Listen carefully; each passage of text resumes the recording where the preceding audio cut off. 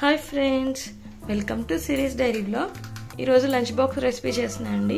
పొద్దున్నే హడావుడిగా క్యారేజీల్లోకి మనం కర్రీ చేసి ఎంత చేసి కష్టపడి పెట్టినా పిల్లలు సరిగ్గా తినకుండా వెనక్కి తీసుకొచ్చేస్తారు. అదే ఒకసారి ఇలా ట్రై చేసి చూడండి. ఒక మెతుకు కూడా వదలకుండా మొత్తం బాక్స్ ఖాళీ చేసి తీసుకొచ్చేస్తారు. పుదీనా రైస్ ఎలా చేయాలో చూపిస్తాను. స్టవ్ ఆన్ చేసుకుని కుక్కర్ పెట్టుకుని ఇందులో మనం ఆయిల్ వేసుకున్నాము. కొంచెం గీ కూడా వేసుకున్నాము. ఆయిల్తో పాటు ఫ్లేవర్ కోసం. గీ అంతా కరిగిపోతుంది కదా, ఆయిల్ హీట్ ఎక్కింది. ఇప్పుడు ఇందులో మనం బిర్యానీ సామాన్లు వేసుకున్నాము. ఇవన్నీ బిర్యానీ సామాన్లు అన్నీ వేసుకున్నాము. వేసుకుని ఫ్రై చేసుకుందాం. కొంచెం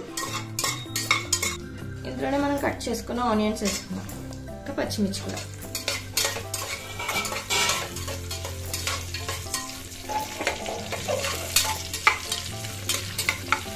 ఇందులోనే కొంచెం అల్లం వెల్లిపాయ పేస్ట్ వేసుకున్నాం. అల్లం వెల్లిపాయ పేస్ట్ పచ్చివాసన పోయేలా కొంచెం సేపు వేయించుకుందాం, బాగా ఫ్రై చేసుకుందాం.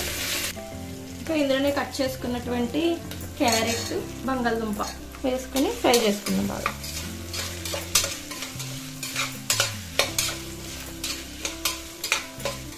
పుదీనా మొత్తం కడిగేసుకుని మిక్సీ జార్లో వేసుకుని పేస్ట్ చేసేసుకోవాలండి.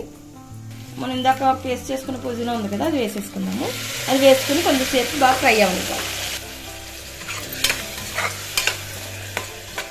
పుదీనా పేస్ట్ వేగిపోయింది కదా, ఇప్పుడు నేను బాస్మతి రైస్ తీసుకున్నానండి. ఏ గ్లాస్తో అయితే తీసుకున్నామో ఆ గ్లాస్తో 1.5 గ్లాస్ వాటర్ పోసుకోవాలండి. నేను ఈ గ్లాస్తో 1 గ్లాస్ బాస్మతి రైస్ తీసుకున్నాను. దానికి 1.5 గ్లాసు వాటర్ పోసుకున్నాను.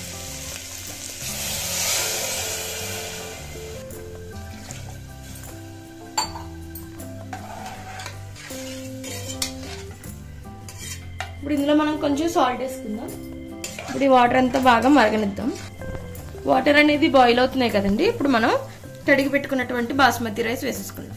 రైస్ వేసిన తర్వాత ఎక్కువ మిక్స్ చేస్తే కనుక రైస్ అనేది విరిగిపోయినట్టు అయిపోద్దండి. ఎక్కువ మిక్స్ చేయకూడదు. ఒకసారి మిక్స్ చేసుకుని మనం మూత పెట్టేసుకుందాం.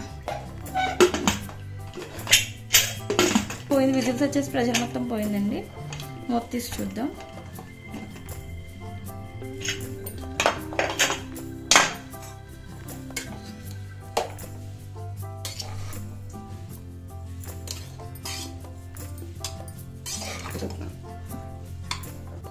ప్లేట్లోకి సర్వ్ చేసేసుకుందాం అండి. ఇప్పుడు పొడితో వచ్చింది.